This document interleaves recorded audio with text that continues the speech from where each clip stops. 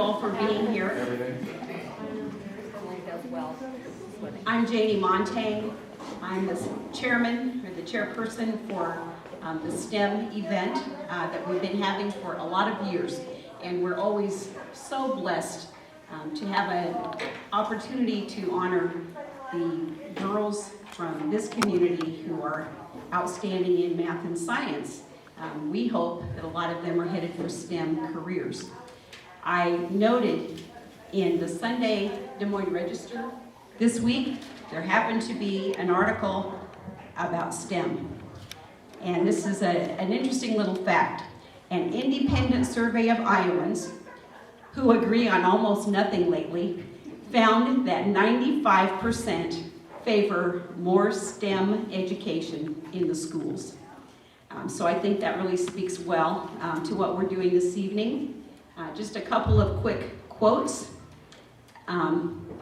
It says, STEM has broadened connections between schools and communities, Main Street businesses, firefighters, peace officers, faith and nonprofit organizations, airports, farmers, hospitals, manufacturers, elected officials, and more. It says STEM is making connecting classwork to applications in the community, thereby connecting school to productive and impactful futures. And they're hoping, keeping these young people in Iowa. I can tell you that when I was a school counselor, I had people from universities telling me, giving me their private numbers. If you know any young women who want to become engineers, please call me. You know, we're desperate for engineers, and we're especially desperate for female engineers. So girls, if you have an inclination toward that, that might be a nice path for you. Tonight we are privileged to have with us, as always, 4 women who work in STEM careers. I have asked them to please introduce themselves to you. When they have finished, if you have questions that you wish to ask them, we'll have a short question and answer period. And when that is finished, we will have certificates for all of the girls, and we will want to take photos, so please don't dash off before we get photos. Again, congratulations to all of you, and thank you for being here.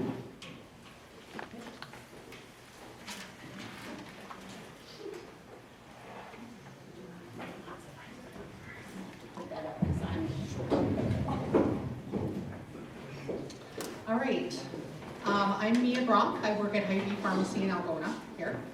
And I'm just going to tell you a little bit about the pharmacy profession and a few things that are required to get into it, and help some girls along if they would like to have an interest in that area. So the pharmacy students study the properties of medications, their positive and negative effects, and their marketing and distribution chains.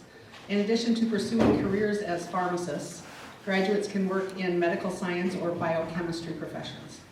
Most people think of retail pharmacists and hospital pharmacists, but there's other possibilities. You could work in medication distribution centers, home care or hospice pharmacies, ambulatory pharmacies, or pharmacy software companies even. I am a retail pharmacist, a retail staff pharmacist at Hy-Vee.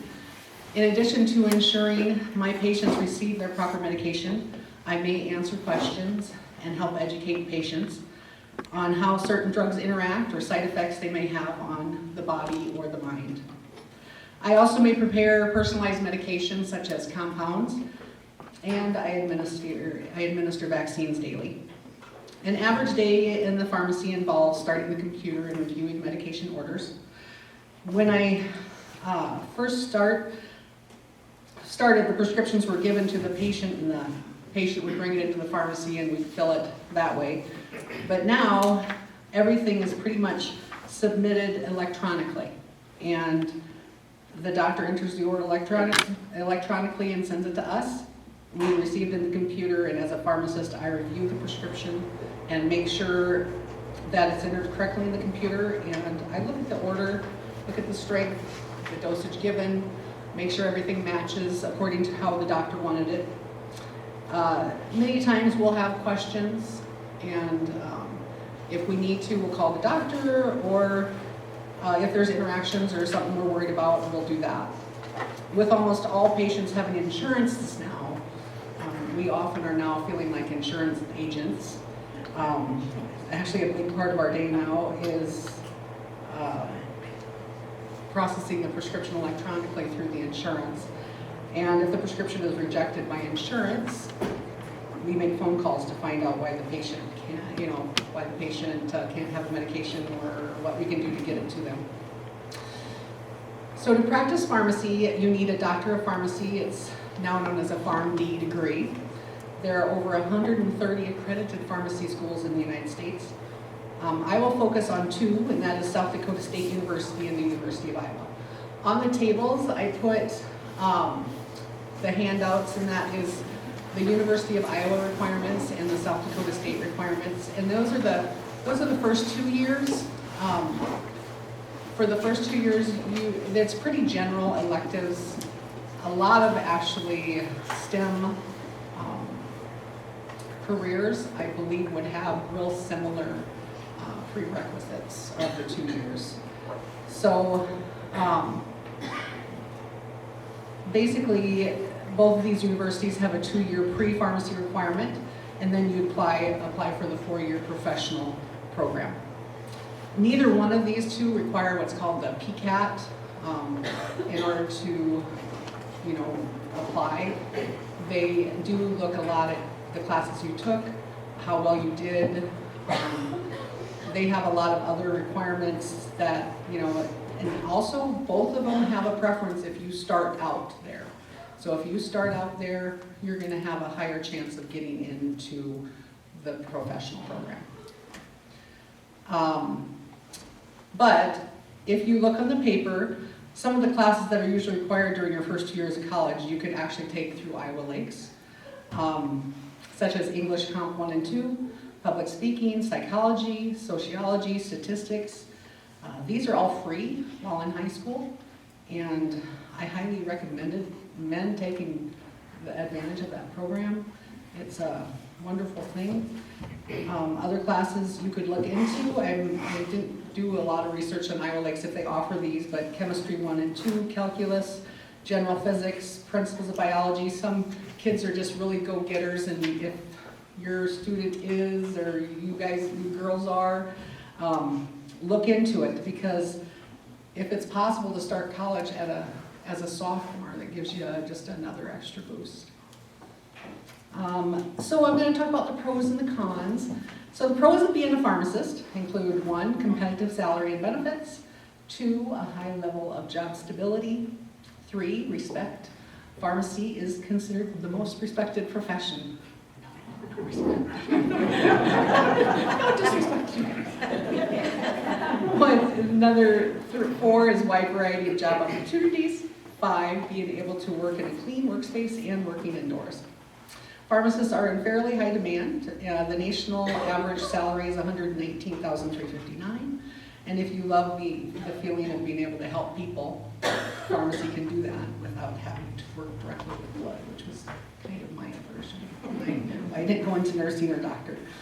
The cons of pharmacy are 1, the education requirements are extensive. 2, the education is expensive.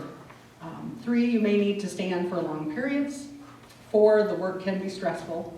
5, the environment can be hectic with great responsibility. And 6, you need to work off hours such as weekends and holidays. For me, the long periods of standing, I should have heeded right to begin with, because when you work 10-hour days and you don't wear support stockings like I should have to begin with, then, you show it years later, because now I'm 29 years into it and my legs are, worse, a little worse for the wear. So, some of those busy work days, you get your 10 hours on your feet, and you might get your only break is the bathroom. So that's just part of it. But then that is linked to the other con of being a high pressure job. But I do feel that this high level pressure, that it can cause stress, but it also helps pharmacists develop attention to detail, empathy for others, and a focus on quality and accuracy. So, in conclusion, I always wanted to go into patient care. but didn't want to deal with blood. So even though now the pharmacists are doing vaccines, which wasn't a thing when I first started, you know, that started probably about 10 to 15 years where I had to get into that more. But actually it's been a pretty easy, you know, going into that. It has been a good transition. I feel like that has been something that is probably needed in pharmacy as far as us giving vaccines. And so when I went to pharmacy school, you know, that was not even part of the program, but now that's just built right in. So there has been many changes in my job, but pharmacy has been a very rewarding job for me. And that's all I have. Is there any questions for me? Yes. Like when you were in high school or college, like when did you start feeling like that was an area you wanted to go into? What classes did you enjoy that maybe pushed you in that So I took calculus in high school, I took chemistry in high school, things like that, but honestly, pharmacy was not even on my radar. It wasn't at all. I was thinking vet, but again, the blood thing, when I worked for a vet the summer between my senior year and starting college, and I was like, you know, I don't think vet is gonna work for me. So I started at Iowa Lakes and did 2 years of just exploring, and I took the chemistries and the, you know, I even took a law class, and I took a law, and then I took a criminology class. I decided being a lawyer and a cop was definitely not in my realm. And then I met a gal that was actually transferring to South Dakota State and going to be a pharmacist. And I started looking into it, and I realized that was what I wanted to do. No one had ever discussed it with me. No one had ever talked about it. It just wasn't even on my radar. I think that it would have been something I would have probably done sooner. It would have turned my 8 years of school, it would have condensed it maybe to 6. So I did extra 2 years of school because I didn't know what I was going to do. But in the end, this is where I ended up. Questions? All right, thanks.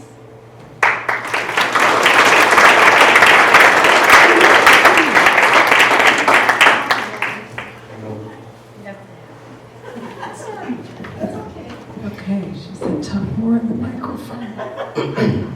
Just to confuse you all, my name's also Mia, which is real rare to have two of us side by side, especially at our age. It was one of those when you grew up and you went to find the keychains, that my name was not there. Maybe it is now.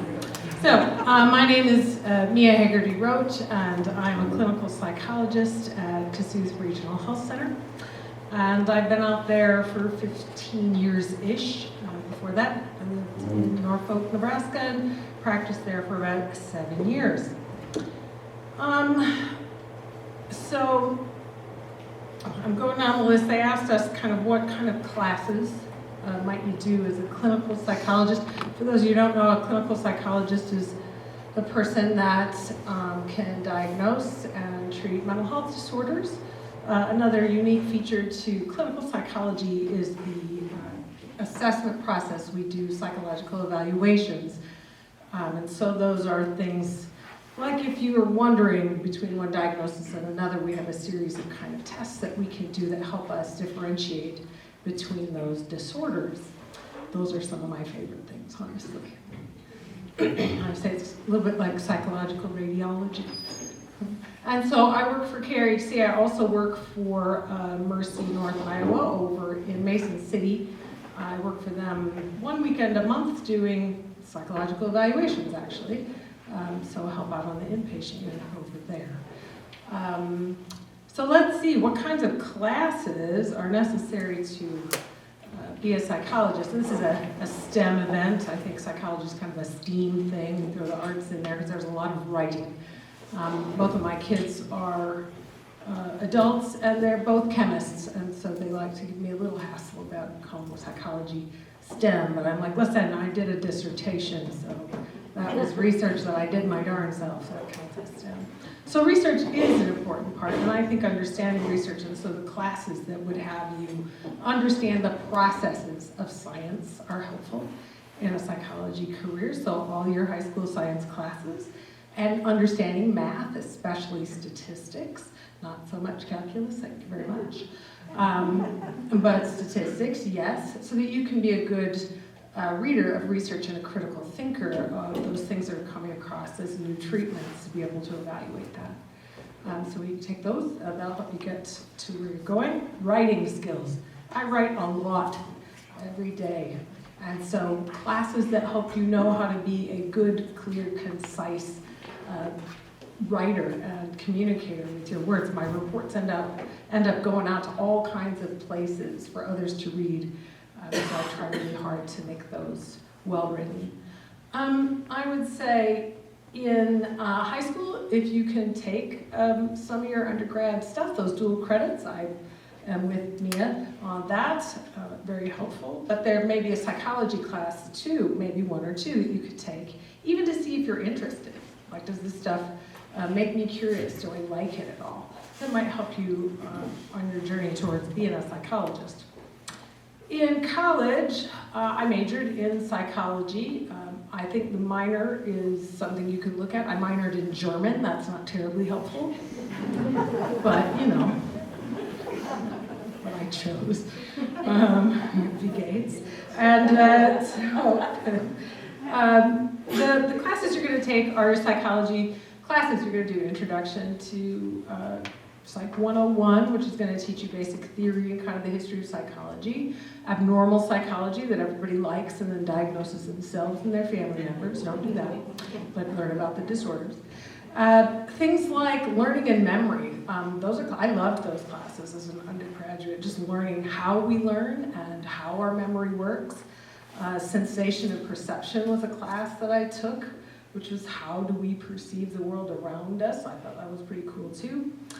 Even I took the psychology of aging, which was also very interesting. So I found all of them fascinating.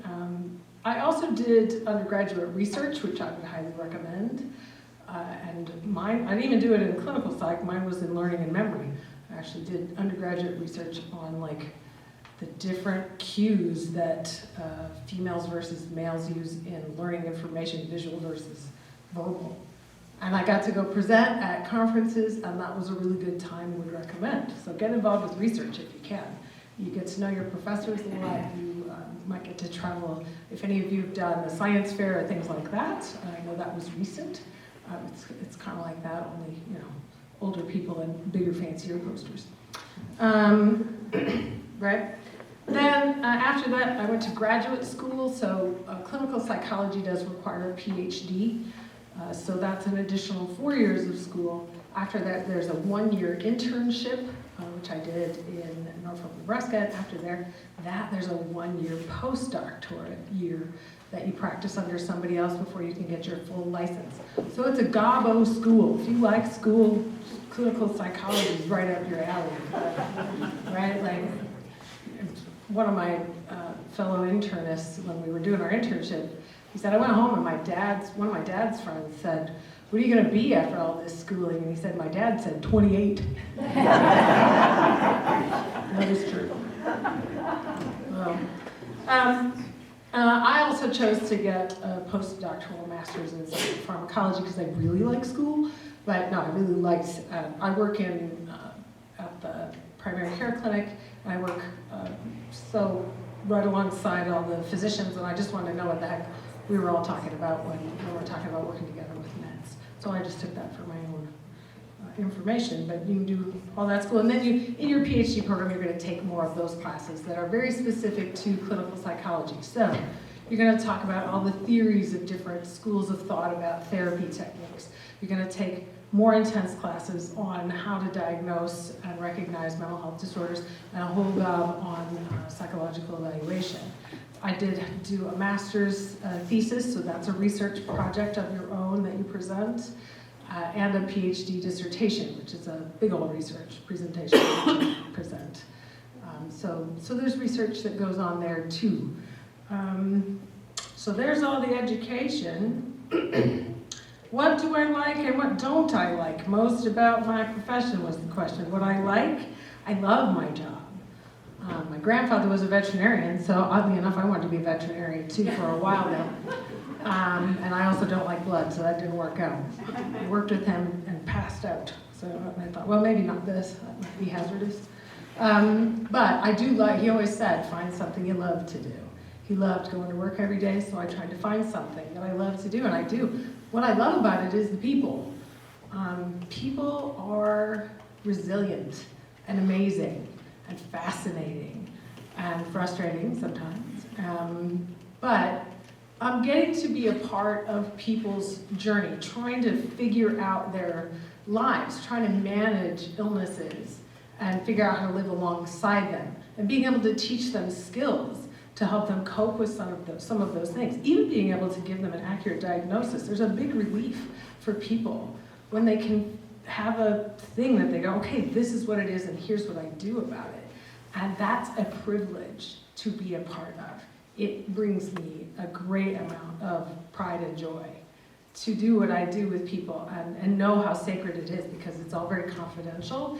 It's not something that you share with other people, but that's okay. So if you really like people and are fascinated by them and like to be a helper and respect that, then this might be a good career for you. What don't I like about my profession? The other thing I like about my profession, I'll say, is it isn't, I mean, I always have work opportunities. There's a need for it, so I do feel needed and rewarded and valued, so that's nice too. But I don't like paperwork. I don't like paperwork. There's a lot of paperwork, but that's okay. That's where those writing skills come in. I can't think about a lot of other things that I don't like about my job. Paperwork. That's about it. That's pretty cool, right? If you can find a job that you go, that's the one thing I don't like, and even that's just sort of annoying. I figured it out. Probably if I had to do all the business sides of my job, I wouldn't like that. I didn't go into private practice because I don't want to file things with insurance. But luckily, I work at an agency and they do that, because that would probably not be my favorite part either. And I like psychological evaluations. Those are very interesting to gather data and put it all together and help people see a broader picture of what's going on.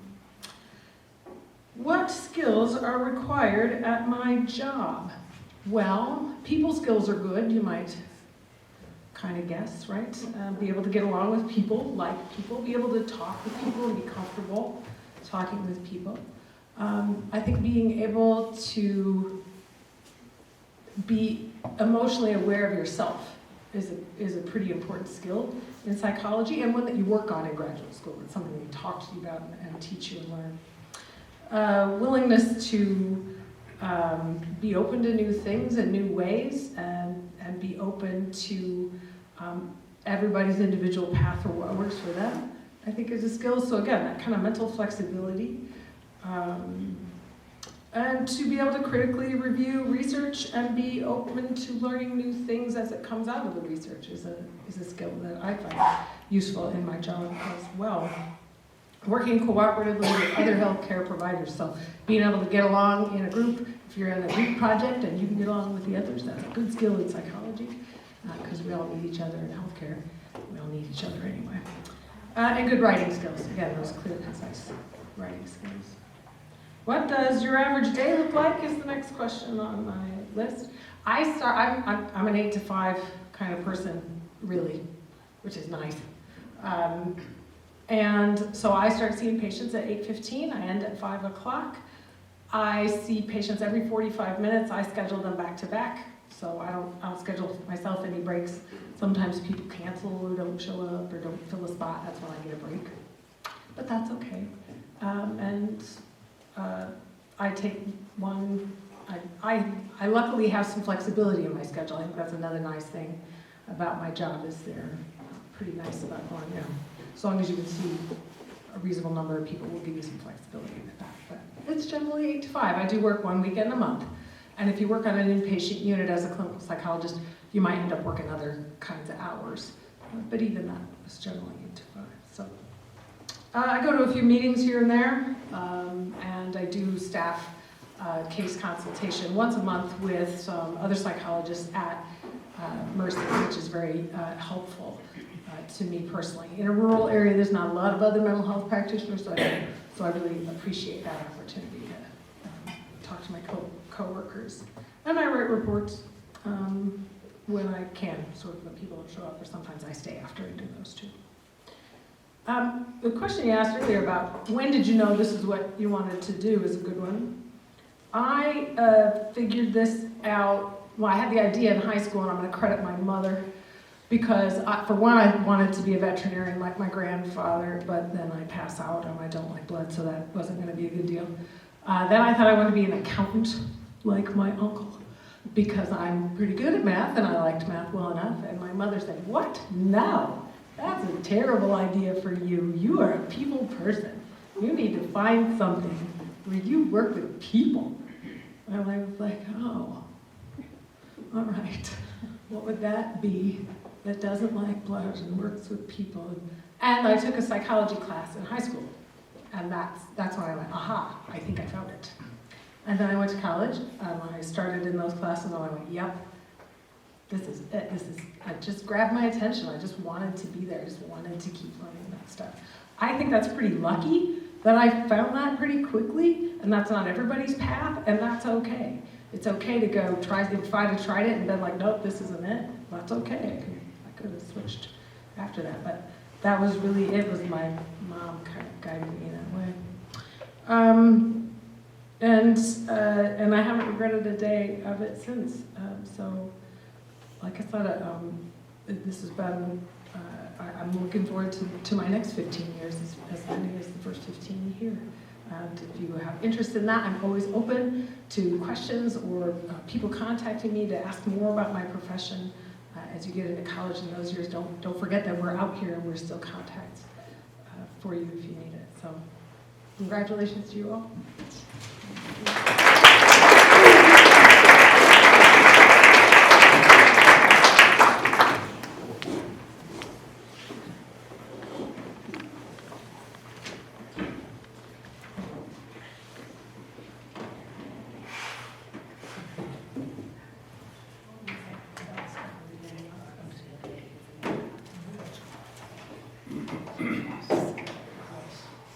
You can tell she's a teacher. That's right. So I didn't bring the box. Count is hard to bring.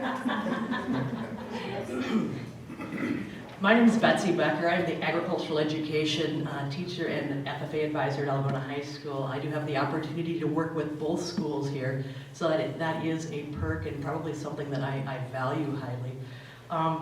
Mia, thank you for bringing up STEAM. I'm going to put a twist on it. Science, technology, engineering, agriculture, and a few years ago, the research was done. There's a project called 2050, and it's solving the world's food crisis. By then, we'll have 2 billion more people, and we need to have on this earth, and we need people that can figure out how to feed all of them with less land and fewer people doing this. Now, most of you in here probably don't have a tie to agriculture, and you're thinking, what is that for me? Well, there's two things that we all have in common. We all like food, and we don't most likely like to be without clothing. So the food and agriculture and the fiber is what is kind of our bind together. You can go into a lot of different career choices in agriculture. There's over 300, and that includes engineering, that includes medical research. There's a lot out there. It's well beyond farming that we see in our community.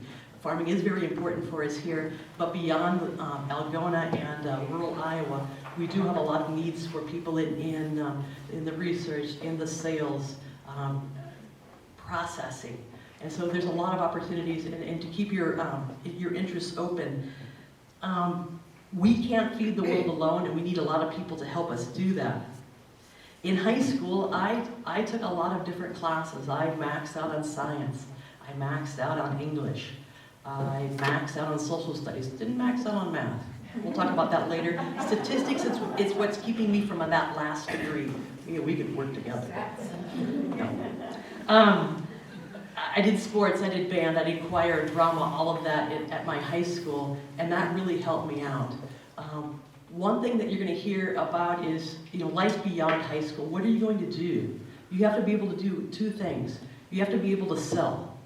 If you're not selling yourself, you're going to sell a product. And so you have to learn how to communicate with others. Can you work well in a team? And that's where I specialize. I bring the opportunities to students, whether they have a passion for agriculture or they just want to make themselves better. We have opportunities to improve your communication skills, your leadership skills.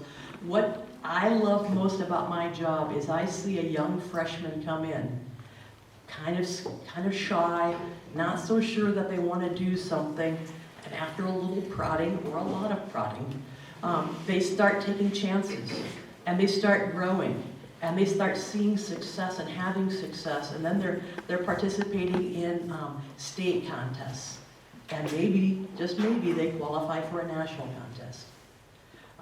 They come back, they find out that they really like doing this, they want to become an FFA officer. They may not have a career interest in agriculture, but it is an opportunity for you to be a better person beyond that and better prepare you for college. I do teach a college class. I'm also going to tell students to be careful on how many college classes they get before they leave, because they could be maybe at a little disadvantage when they go off to school and not be balanced with their peers, and so they could be setting themselves up for a few struggles. So just take what you can and make the most of your opportunities, but try and keep an open mind to things. Electives are really, really good choices for you in high school. All of you can come see me. We have that way of doing it, but whatever you're going to do, you're going to need to have a plan for outside of high school, and I really like doing that. My college career, I had 2 college major changes. I went to Iowa State University in a major of ag biochemistry. I was on the STEM approach. I had done all of that. I did in the fall, my senior year. I got to Iowa State, and I really thought I was good in chem. I really thought I was. I wasn't. That's okay. I found that out, and it's okay. I made another career change, and partway through my junior year, I realized that I wanted to teach. And so I changed majors. It added a year. I student taught at Laguna High School with Brad Dryman in '93. And it provided me a lot of opportunities to meet people and realize that this is a really good profession. And then I went to ag sales for 21 years. I did that. I had an opportunity to work with my family. Still kept the teaching license up, so when the opportunity kind of came about in 2014, applied and turned a 3-hour commute into a 3-minute commute to work, so that was kind of nice. What I enjoy most about my job is I get to work with some really amazing kids.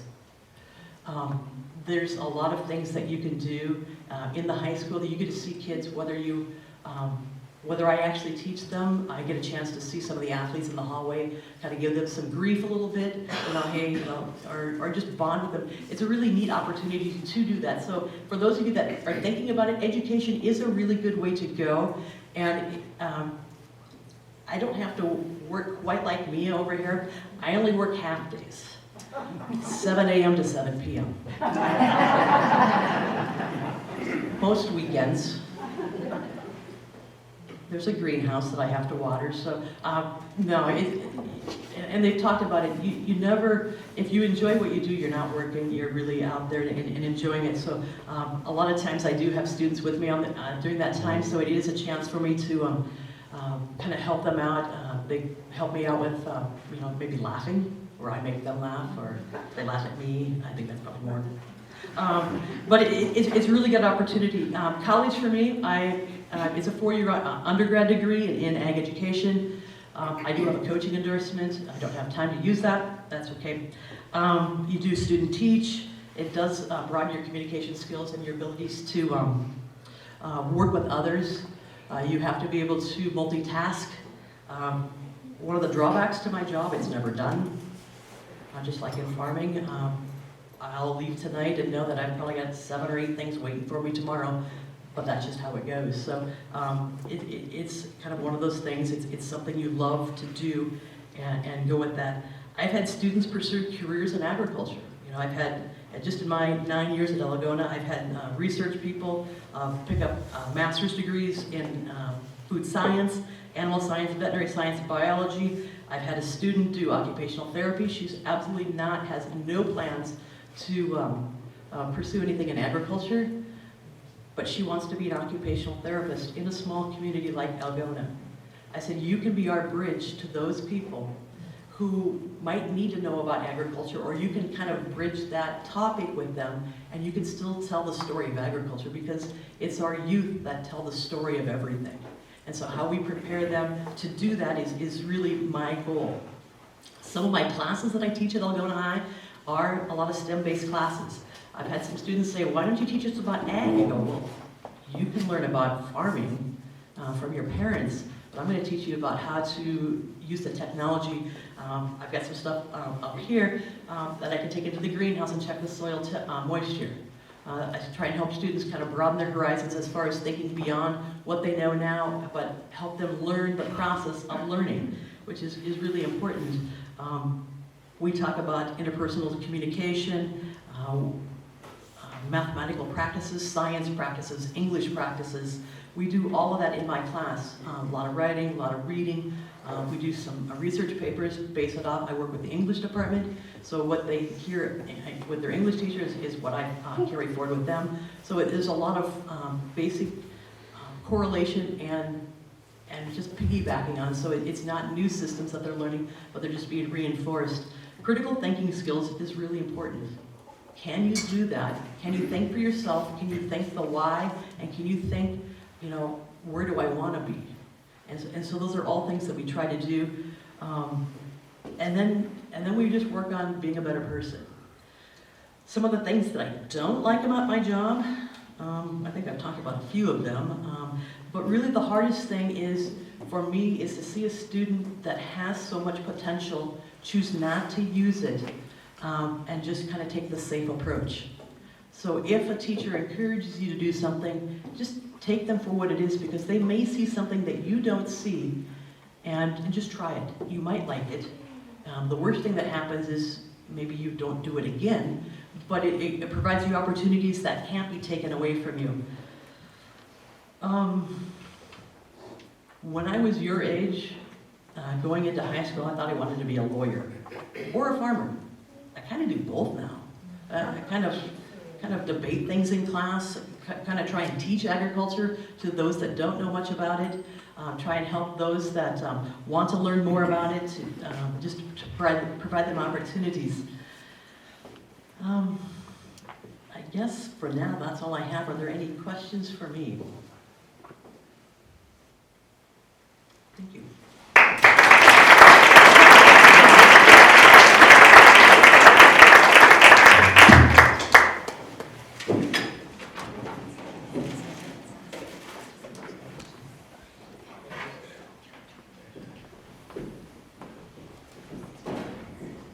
Hello, everyone. Congratulations to all of you that are being honored here tonight. My name is Michelle. I'm a neonatal intensive care nurse and an RN, and have been for the last 28 years, 22 of which in the neonatal intensive care. The beauty of being a nurse is that you can do so many different things, and you can really cover the spectrum of what interests you. So I knew fairly quickly that older adult, anyone with teeth, was probably not going to be my type of a patient. I wanted to take care of babies. And so that allowed me to go in that direction. But there are so many different opportunities, whether that's clinic nursing or insurance, intensive care, the emergency department, any kind of opportunity like that, which is really the beauty of nursing. You can do a lot of cool things. I went to school before there was such a thing as a STEM, and so I took basic classes in high school. I took chemistry, I took algebra, those type of things, but there was not the opportunities that you guys have now to take advanced classes or to do college level stuff. So I did just basic type things in school, and then I wanted to do a job in high school that was different than maybe a waitress or some of those type of things. So I took the nursing assistant course out at Iowa Lakes and got my certified nursing assistant, and I worked at the Tatanka Care Center all through high school and through college. It provided a little extra money maybe at that time, and that's kind of where I learned that maybe nursing was my thing. I didn't know that yet, but I met a really, really amazing nurse, one who really stands out in my mind at the care center, who encouraged me, like you said, and I just thought if I could be anything like her, it would be a really amazing career. I went on to college and I did my general ed stuff for 2 years at university, and then I changed my major and decided, I went as a communications major, which is, I guess that's important as a nurse too, but I changed my major and finished off with a nursing degree. In college, you know, it's the obvious things: biology, you take a lot of pharmacology, pathophys, statistics, all the things these ladies talked about, psychology classes, child development classes, all those type of things. And then the requirements for my job, I guess the main thing in any nursing type of profession is genuine love of people, care and compassion, empathy, those type of things. So it's the kind of the touchy-feely side of a STEM, maybe.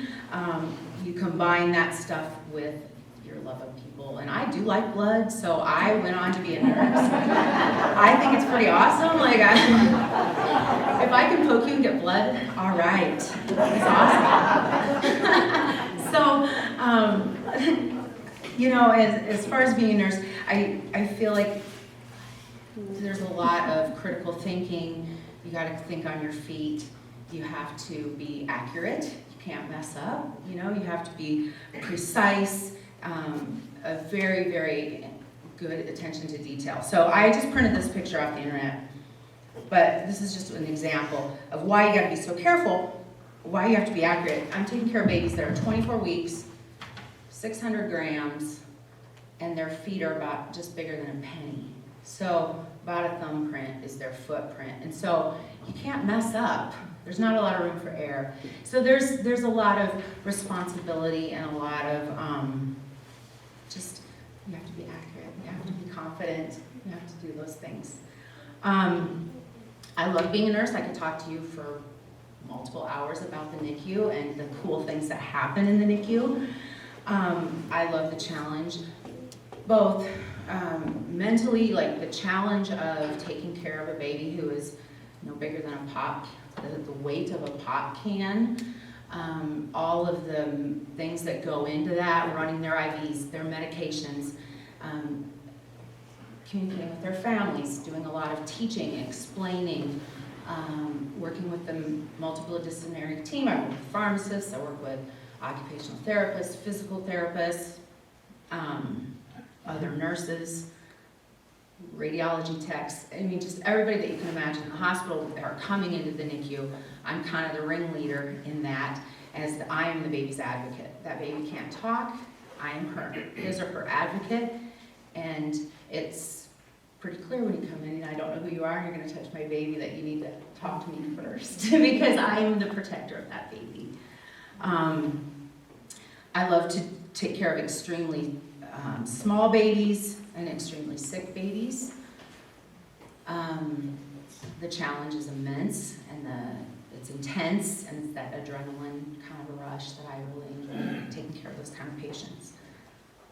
If you're asking about a typical day, there is no typical day. Every day is different. I've never walked into the hospital for my 12-hour shift and had it be identical to the day before.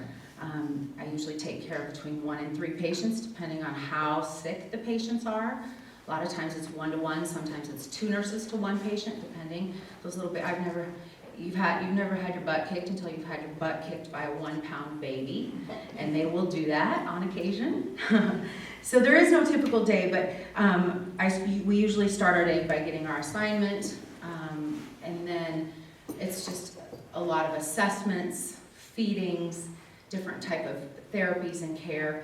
We administer IVs, we administer medications, we do developmental care where we try to, do things to help the baby that's not supposed to be here yet minimal stimulation, positioning, those type of things. We work really hard at making a nice environment for growth for these kids. We're working on getting them bigger. We're working on feedings so we can get them home to their families. So there is no typical day. There's a lot of teaching and a lot of soothing. So the psychiatry part is huge. People are stressed, they're scared, and so sometimes that means you see people either at their best or their worst is what I've found. And so one of the questions, like they said, was what do you like and dislike? I pretty much love everything about being a nurse. The most difficult thing I would say is dealing with those type of interpersonal issues. People misunderstand, or they don't hear in that moment, and they're stressed and they're scared, and sometimes they lash out. And people are difficult. You all know. You've run into difficult people in your daily life. And so that's probably the hardest part about being a nurse for me in this environment, is just trying really hard to keep open communication and have understanding with people. But as far as the actual job of being a nurse, I absolutely love doing that. And another benefit is just this bond that you form with a lot of the patients and with their families. I mean, I've gotten graduation announcements, and things like that the families are very, very grateful, and they remember, and they tell their kids, this is your nurse, and those type of things are really, like you say, it's private and it's HIPAA and it's all that, but there's a lot of rewarding time that comes with the patients that I've been able to, the honor of taking care of. So, in a nutshell, what did I miss? Anything, any questions?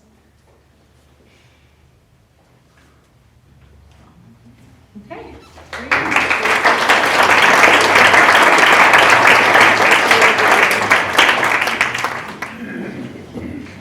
Thank you so much, all of you. I think the thing for me that stood out the most was the passion they each have for their careers. And probably all of you in this room who are in a career understand about that. And that's exactly right. It doesn't feel like you're going to work when you love what you're doing. So thanks so much for sharing that with us and making that so profound. And we want to make sure we get a photo of the panel.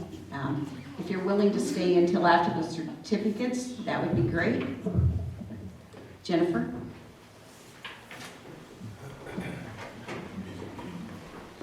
At this time, we'll have the girls come forward. If it's okay, Jennifer, I'll read the names and then you can hand them the certificates and shake their hands. Perfect. Okay. All right. This is Jennifer Harrington. She's the president of our local branch of American Association of University Women, also locally known or internationally known as AAUW. Maxine, right? When you came in, I thought, I think I know this woman. Maxine Lampe, I know from state AAUW, so we're glad you're here tonight. Thank you. Okay, just a second. I know we have a couple of people who couldn't be with us tonight.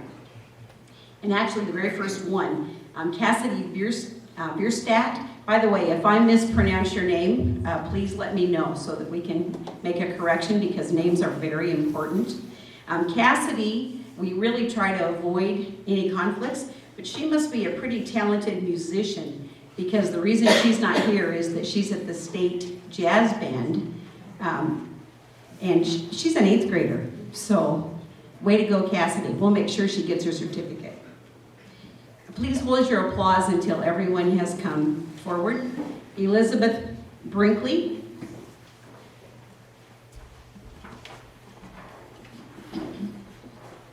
Congrats. Mara Davis. Is it Mara or Mara? Mara Davis. Congrats. Charlie Dodds.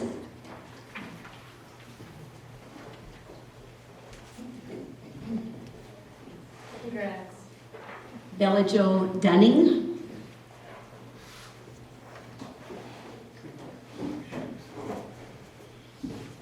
Alyssa Engel.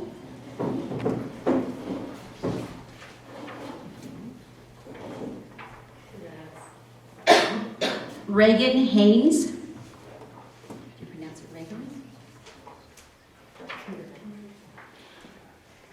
Ada Kortenberg.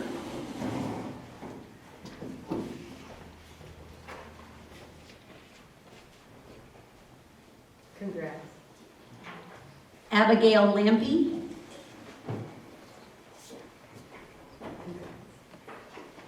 Maya Lentz.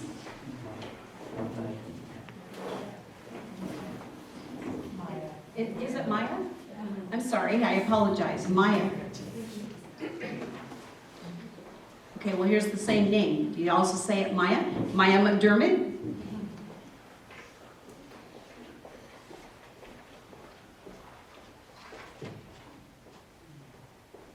Do you say it Maya? Hayden McLaughlin?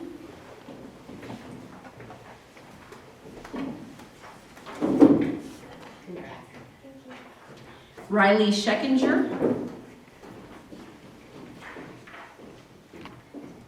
Is that correct for your last name?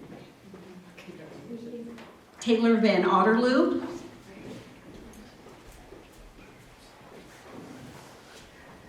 Congrats. Gabrielle Van Tyker. Gabrielle. Oh, Gabrielle, sorry, Gabrielle. Ella Welp.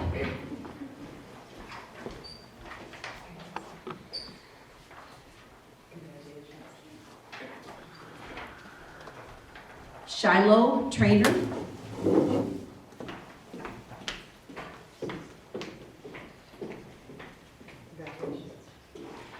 I believe that Eva Kohlhaus also is unable to attend this evening.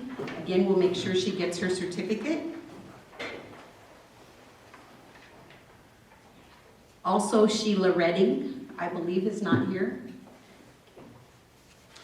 And Kylie Capacious. Okay, also not here. A round of applause, please, for all of you coming in.